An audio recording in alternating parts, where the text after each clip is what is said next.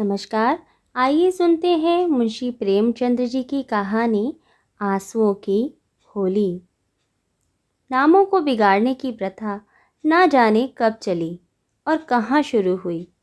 इस संसार व्यापी रोग का पता लगाएं तो ऐतिहासिक संसार में अवश्य ही अपना नाम छोड़ जाएं।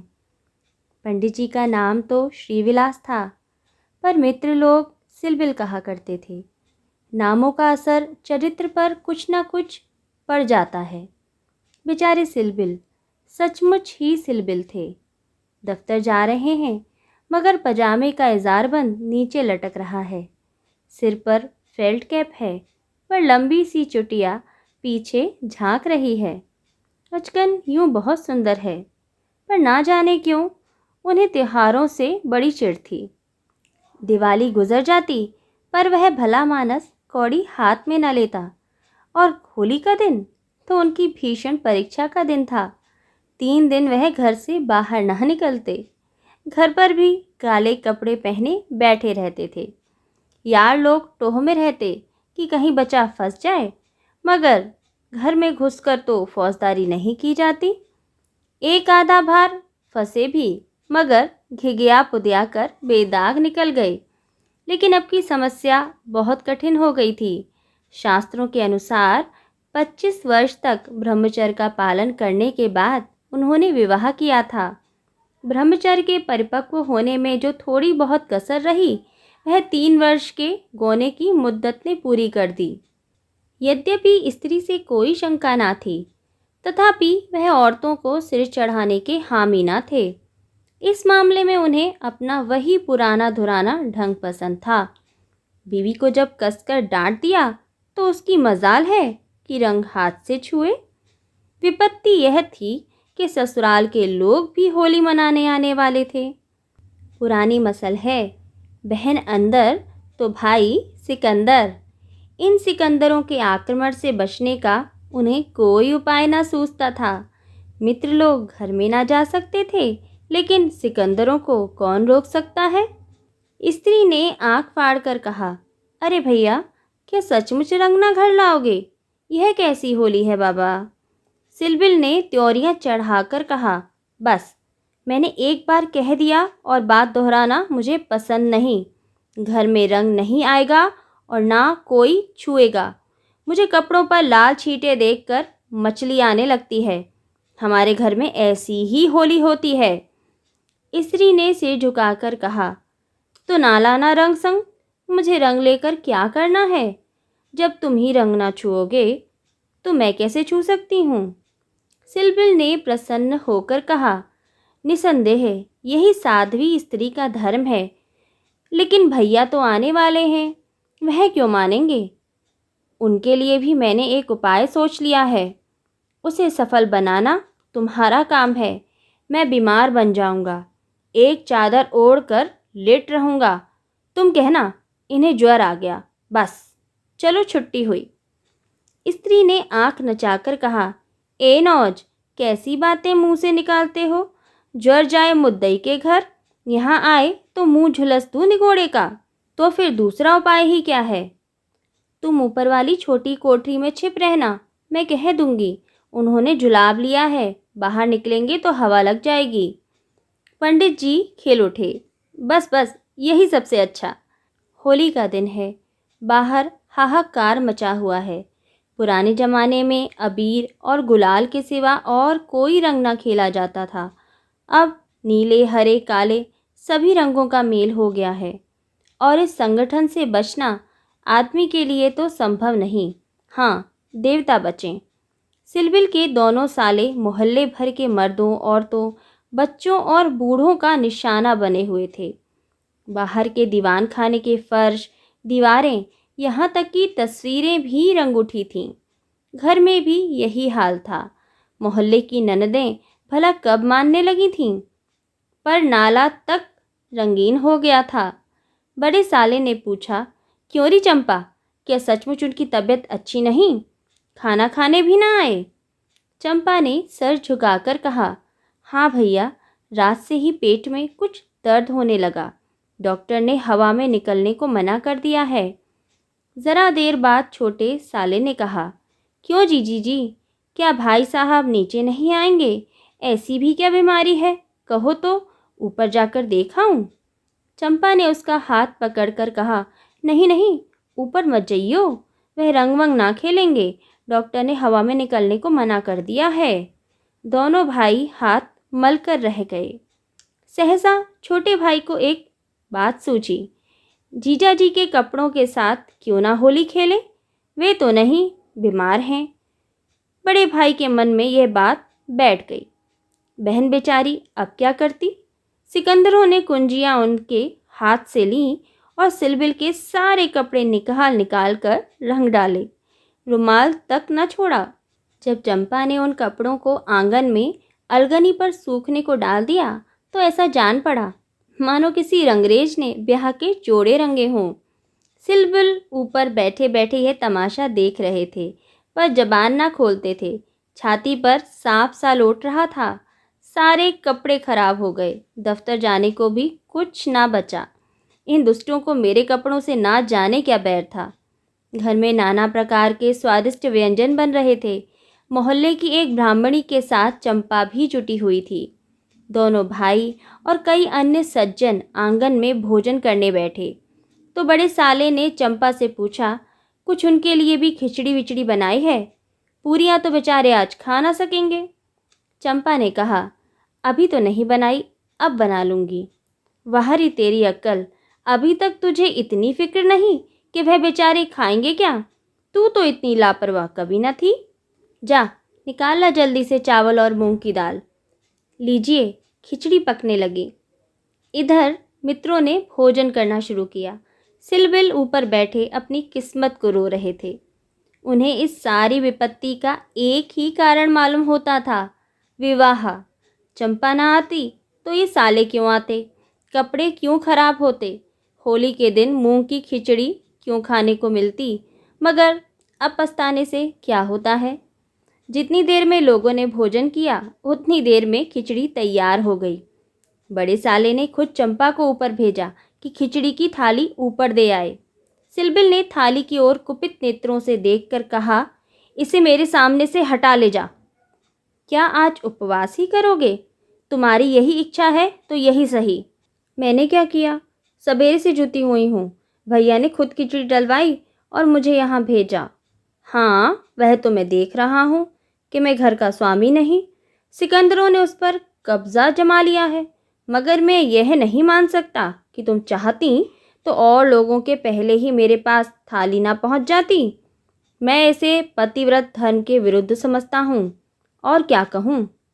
तुम तो देख रहे थे कि दोनों जने मेरे सिर पर सवार थे। अच्छी दिल लगी है कि और लोग तो समोसे और खस्ते उड़ाएं और मुझे मूंग की खिचड़ी दी जाए। वाह रे नसीब! तुम इसे 2-4 कौर खा लो, मुझे ज्यों ही अवसर मिलेगा दूसरी थाली लाऊंगी। सारे कपड़े रंगवा डाले, दफ्तर कैसे जाऊंगा? यह दिल लगी मुझे ज़रा भी नहीं भाती। मैं इसे बदमाशी कहता हूँ। तुमने संदूक की कुंजी क्यों दे दी? क्या मैं इतना पूछ सकता हूँ? ज़बरदस्ती छीन ली। तुमने सुना नहीं? करती क्या? अच्छा, जो हुआ सो हुआ। ये थाली ले जाओ। धर्म समझना तो दूसरी थाली लाना, नहीं तो आज व्रत ही सही। एकाएक पैरों की आहट पाकर सिलबिल ने सामने देखा तो दोनों साले आ रहे थे। उन्हें देखते ही बेचारे ने मुंह बना लिया, चादर से शरीर ढक लिया और कराहने लगे। बड़े साले ने कहा, कहिए कैसी तबीयत है? थोड़ी सी खिचड़ी खा लीजिए। सिलबिल ने मुंह बनाकर कहा, अभी तो कुछ खाने की इच्छा नहीं है। नहीं, उपवास करना तो हानिकर होगा, खिचड़ी खा लीजिए। बेचारे सिलबिल ने मन में इन दोनों शैतानों को खूब कोसा और विष की भांति खिचड़ी कंठ के नीचे उतारी। आज होली के दिन खिचड़ी ही भाग्य में लिखी थी। जब तक सारी खिचड़ी समाप्त न हो गई, दोनों वहां डटे रहे, मानो जेल के अधिकारी किसी अनशन व्रतधारी कैदी को भोजन करा रहे हों। बेचारे को ठूस ठूस कर खिचड़ी खानी पड़ी। पकवानों के लिए गुंजाइश ही ना रही। 10 बजे रात को चंपा उत्तम पदार्थों का थाल लिए पति देव के पास पहुंची। महाशय मन ही मन झुंझला रहे थे। भाइयों के सामने मेरी परवाह कौन करता है। ना जाने कहाँ से दोनों शैतान फट पड़े। दिन भर उपवास कराया और अभी तक भोजन का कहीं पता नहीं। चंपा को थाल लाते देखकर कुछ अग्नि शांत हुई। बोले, अब तो बहुत सवेरा है, 1-2 घंटे बाद क्यों ना आई। चंपा ने सामने थाली रखकर कहा, तुम तो ना हारी ही मानते हो ना जीती।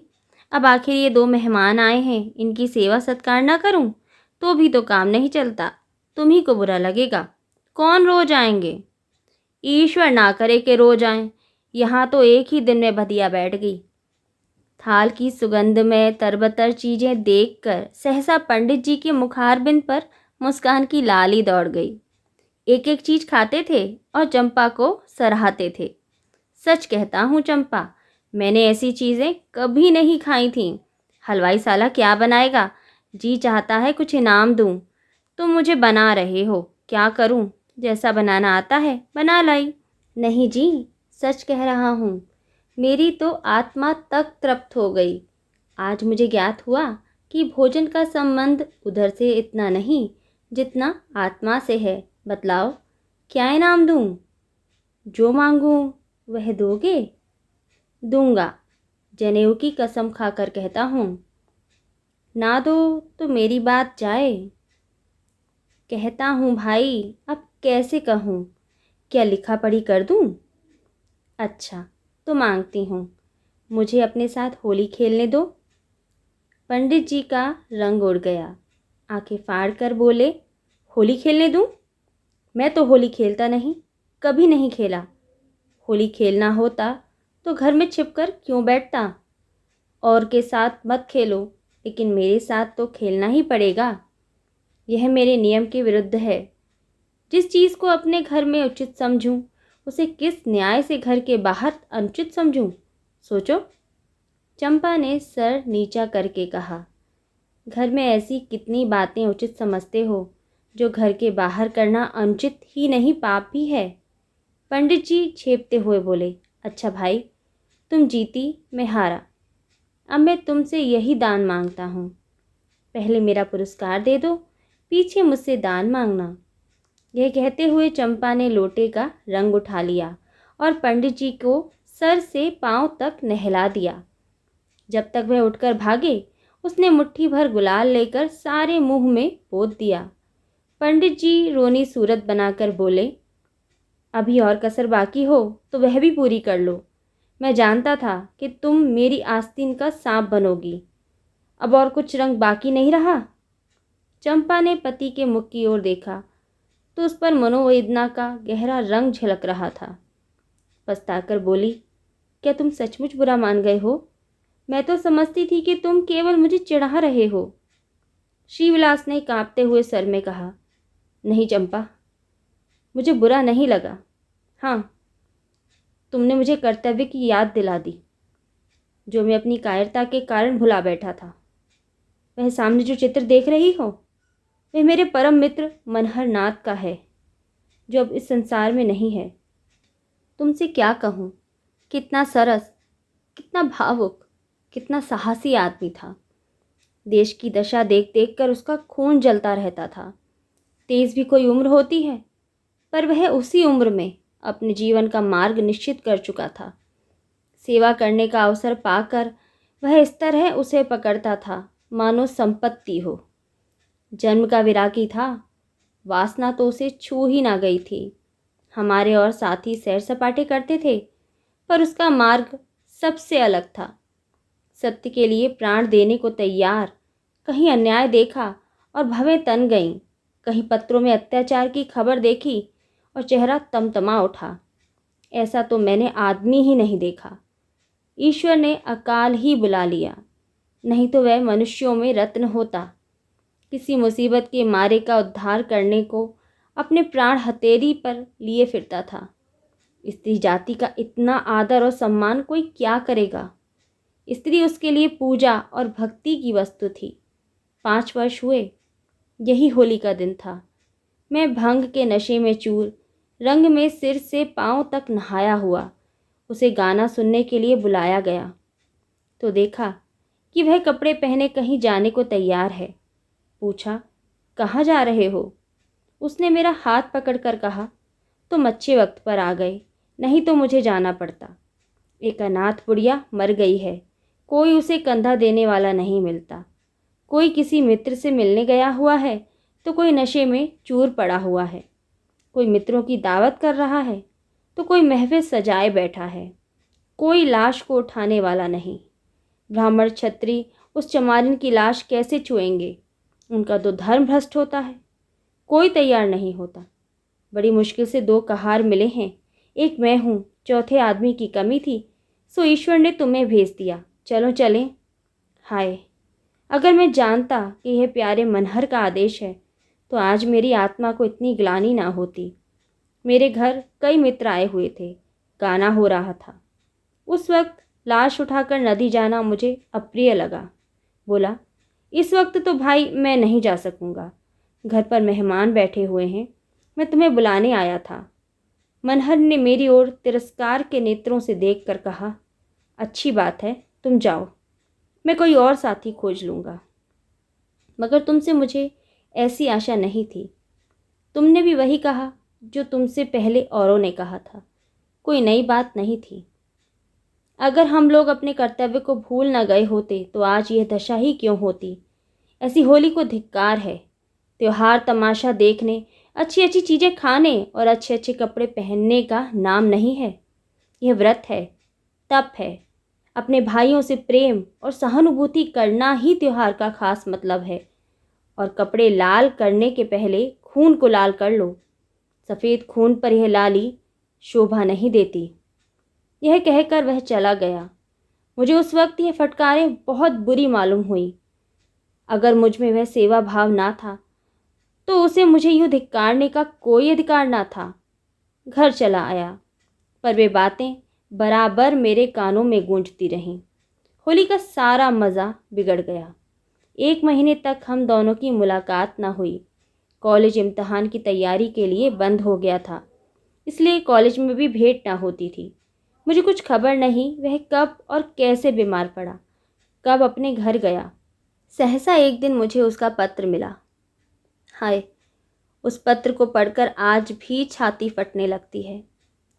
श्रीविलास एक क्षण तक गला रुक जाने के कारण बोल ना सके। फिर बोले, किसी दिन तुम्हें फिर दिखाऊंगा। लिखा था, मुझसे आखिरी बार मिल जा, अब शायद इस जीवन में भेंट ना हो। खत मेरे हाथ से छूटकर गिर पड़ा। उसका घर मेरठ के ज़िले में था। दूसरी गाड़ी जाने में आधा घंटे की कसर थी। तुरंत चल पड़ा, मगर उसके दर्शन न बदे थे। मेरे पहुंचने के पहले ही वह सिधार चुका था। चंपा, उसके बाद मैंने होली नहीं खेली। होली ही नहीं, और सभी त्योहार छोड़ दिए। ईश्वर ने शायद मुझे क्रिया की शक्ति नहीं दी। अब बहुत चाहता हूँ कि कोई मुझसे सेवा का काम ले। खुद आगे नहीं बढ़ सकता, लेकिन पीछे चलने को तैयार हूँ। पर मुझसे कोई काम लेने वाला भी नहीं। लेकिन आज वह रंग डालकर तुमने मुझे उस धिक्कार की याद दिला दी।